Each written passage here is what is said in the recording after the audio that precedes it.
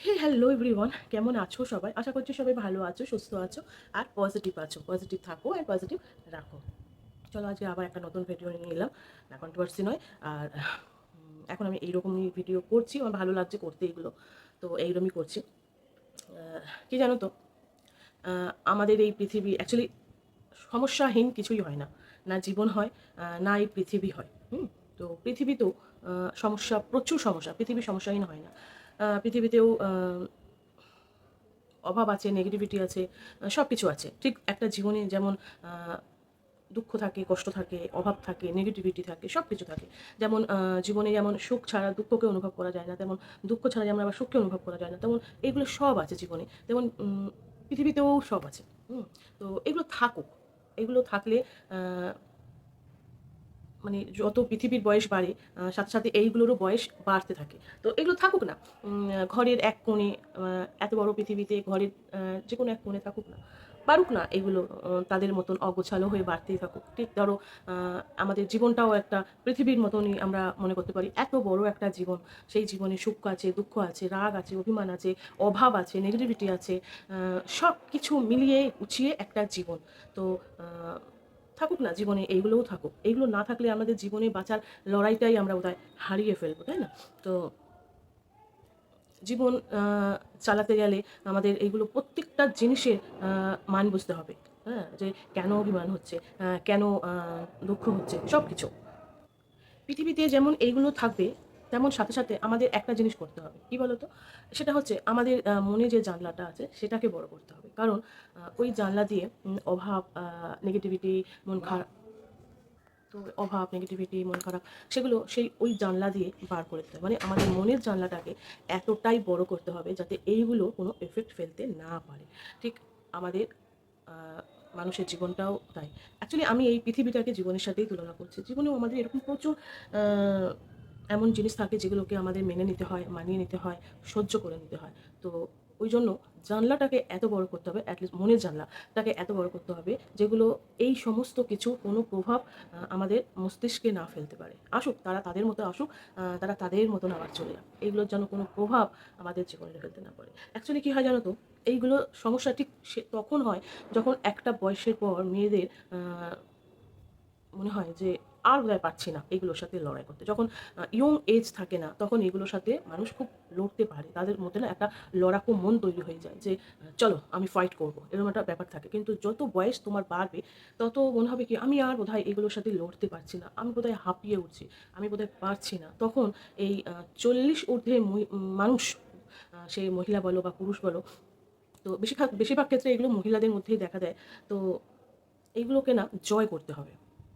এই অভাব, আ আ নেগেটিভিটি, তারপরে ভারসাম্যহীন সবকিছু যেন মনে হচ্ছে কোনোটার সাথে কোনোটা মিল খুঁজে পাচ্ছে না। এই সমস্ত কিছুটাকে সেই ৪০ পেরোনো মহিলাগুলোকে আ মানে সবকিছু মেলাতে হবে।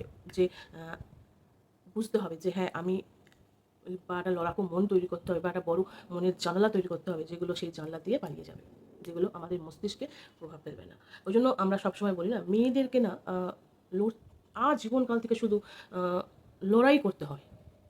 স্যাক্রিফাইস করা, ত্যাগ করা, মানিয়ে নেওয়া, মেনে নেওয়া, এগুলো করতে, করতেই মেয়েরা বোধহয় শেষ। ওইজন্য দেখবে আমাদের মা, ঠাকুমা, দিদিমারা সবসময় বলতেন যে, "যে সয় সে রয়।" মানে যে সহ্য করে সে টিকে যায়। হ্যাঁ? তো এখন এই ৪০ পেরোনো মহিলাগুলোর মধ্যে না এখন তারা ভাবে যে হয়ে গেল। বাকি জীবন তো হয়ে গেল। এখন কোনো রকমে একটু টিকে গেলেই হয়ে গেল। এরকম একটা ব্যাপার। তো সইতে, সইতে টিকে টিকে থাকাটাও হয়ে যায় আরকি। যাই হোক, তো তাই জন্য বলছি যে সমস্যাহীন যেমন পৃথিবী হয় না, পৃথিবীতে দেখো প্রচুর মানুষ কত সমস্যায় আছে, তাই না?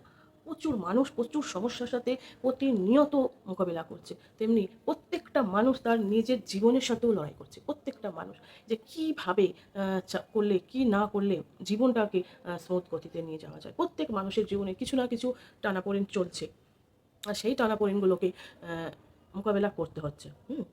তো সেই জন্যই আ এই সমস্ত আ জিনিসগুলো যেগুলো আমাদের জীবনে প্রভাব ফেলছে, সেগুলো আমাদের ওই মনের জানলাটা এত বড় করতে হবে যে জানলা দিয়ে আ পজিটিভ ভাইবস আসবে বা পজিটিভ জিনিস আসবে, যে পজিটিভের ছোঁয়াতে নেগেটিভ জিনিসগুলো সরে যাবে।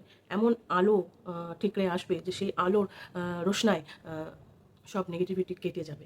তো মনকে শক্ত করতে হবে। এবার তুমি অনেকে হয়তো প্রশ্ন করতে পারো যে মুখে বলাটা খুব সহজ, কিন্তু জীবনে বেঁচে থাকা লড়াই করাটা খুব কঠিন, একদম কঠিন। কিন্তু তবু করতে হবে। তবু করতে হবে। কারণ যতক্ষণ না ভগবান তোমাকে তার নিজের কাছে ডাকছে, ততক্ষণ তো তোমাকে করতে হবে। যতক্ষণ তোমার প্রাণে নিঃশ্বাস আছে, ততক্ষণ তোমাকে লড়তে হবে।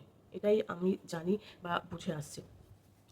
আর শেষ একটা কথা বলবো যে এই বয়সে এসে না একটা কথা আমি খুব ভালো করে বুঝতে পেরেছি। সেটা হচ্ছে যে তোমার মনে যত দুঃখ থাকুক, কষ্ট থাকুক বা দুর্বলতা যাই থাকুক না কেন, কোনোদিন কাউকে প্রকাশ করবে না। এবং সেই প্রকাশ করাটাকে না মানুষ কেউ শুনলে ওই যেটা তুমি বলবে লোকের কাছে, কেউ হয়তো সেটাকে নিয়ে তোমার খিল্লি ওড়াবে, কেউ হয়তো সেটা তোমার পেছনে তোমাকে নিয়ে মজা করে নেবে, কেউ হয়তো তোমার এইটারই সুযোগ নেবে। তো কাউকে বলতে যাবে না। তোমার মনে দুঃখ, তোমার মনের কষ্ট, তোমার মনে দুর্বলতা, সেটা তুমি নিজেকে বোঝাও, নিজের সাথে লড়াই করো। নিজেকে নিজের থেকে নিজের শত্রু, বাইরের শত্রু প্রয়োজন হয় না। যদি তুমি তোমার মধ্যে লড়তে পারো না, তখন বাইরের লোকের সাথে লড়া ব্যাপারটা ইজি হয়ে যাবে। বাইরের লোকের শত্রু প্রয়োজন পড়ে না। যদি তোমার সাথে তোমার নিজের মন, মস্তিষ্ক তোমার সাথে যদি শত্রুতা করে, বাইরের শত্রুর প্রয়োজন পড়ে না। ঠিক আছে? তো এটাই আমার আজকের বক্তব্য ছিল। তো সমস্যাহীন যেমন পৃথিবী হয় না, সমস্যাহীন তেমন জীবন হয় না। ঠিক আছে? পৃথিবীতে দেখো তো কত কিছু হচ্ছে এই পুরো পৃথিবী জুড়ে। পৃথিবী কি তার জায়গা থেকে সরে গেছে? আস্তে হয়তো অবক্ষয়ের পথে যাচ্ছে। বাট হুট করে কি অবক্ষয়ের পথে গেছে? না। কত কিছু হচ্ছে বলো তো পৃথিবীতে?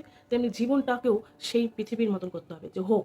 যতক্ষণ প্রাণে নিঃশ্বাস আছে ততক্ষণ পর্যন্ত লড়বো। আমি জানি মুখে যেটা বলা হয় বা বলা যায় সেটা অনেকেই বাস্তব জীবনে সেটা করতে খুব কষ্ট। ওই যে বলেছি না আমি, যে আমি জীবনে আমার নিজের অভিজ্ঞতা থেকে আমি তোমাদের সাথে ব্যাপারগুলো বলতে আমার খুব ইজি হয়। তো সেখান থেকে দাঁড়িয়েই তোমাদেরকে কথাগুলো বলছি যে মনটাকে বড় করতে হবে, আ মনটাকে শক্ত করতে হবে, মনের জানালাটাকে বড় করতে হবে, যেখান থেকে আলো আসবে, পজিটিভিটি আসবে এবং তাতে তুমি ভালো থাকবে। তো চলো সবাই ভালো থেকো, সুস্থ থেকো। জানি না ঠিক তোমাদেরকে কতটা বোঝাতে পারলাম বা তোমরা কতটা বুঝলে। যদি ভালো লাগে অবশ্যই লাইক করো, কমেন্ট করো, শেয়ার করো আর অবশ্যই আমার চ্যানেলটাকে সাবস্ক্রাইব করে দিও। চলো টাটা, সবাই ভালো থেকো, সুস্থ থেকো। বৃষ্টি আসছে, আকাশ গুড়ুম করে ডাকছে। তবে হ্যাঁ, নিজের দুঃখ, কষ্ট, দুর্বলতা কাউকে বলবে না। কাউকে না। কাউকে মানে কাউকে না। নিজের মনকে বলো, নিজের মনের সাথে লড়াই করো। নিজের মনে যদি তোমার শত্রু থেকে থাকে, তারপরে আর বাইরের শত্রু তোমার প্রয়োজন পড়বে না।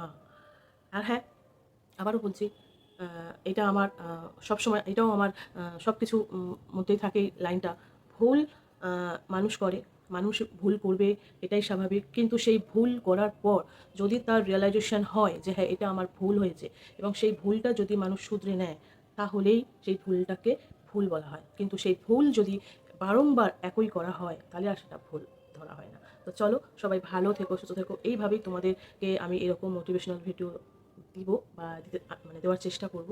যদি ভালো লাগে পাশে থেকো, জোর জবরদস্তি কিচ্ছু নেই।